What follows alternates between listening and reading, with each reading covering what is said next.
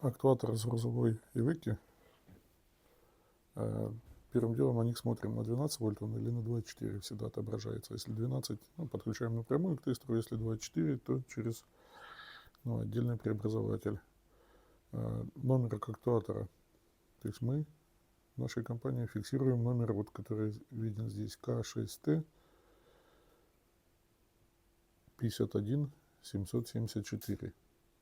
Соответственно, по этому номеру в меню в разделе Mitsubishi мы можем найти этот актуатор в списке. Вот он, К6Т 51774.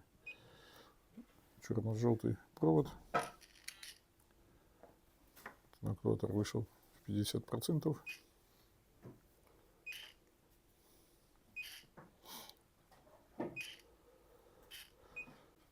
Ну и дальше все как обычно. Управление, ампераж.